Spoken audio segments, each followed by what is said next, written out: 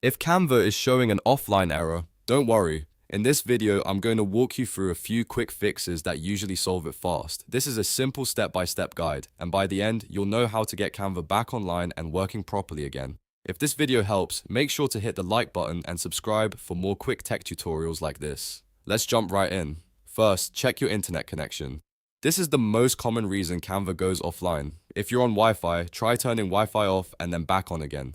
You can also disconnect from the network and reconnect one more time. Sometimes a quick reconnection is enough to restore Canva's connection and remove the offline message. Next, check your internet speed. Open your browser and search for speed test, then run a quick test to see if your connection is stable.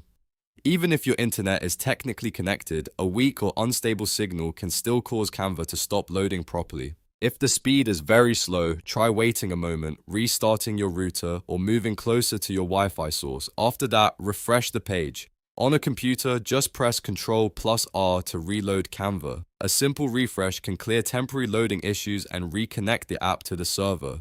If the page was stuck or partially loaded, this often fixes the offline error immediately. If Canva is still showing offline, turn off your VPN if you're using one.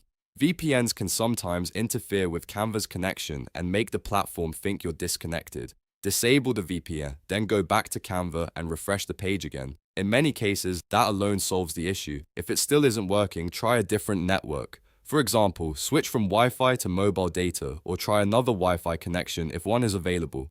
This helps you figure out whether the problem is with Canva itself or with your current network. If Canva works on another connection, then the original network is likely the cause. You can also try combining these steps. For example, reconnect to Wi-Fi, test your speed, refresh Canva, turn off your VPN, and then switch networks if needed. These are the fastest and safest first fixes before trying anything more advanced. So to recap, if Canva shows an offline error, check your internet connection, run a speed test, refresh with Ctrl+R, turn off your VPN, and try a different network.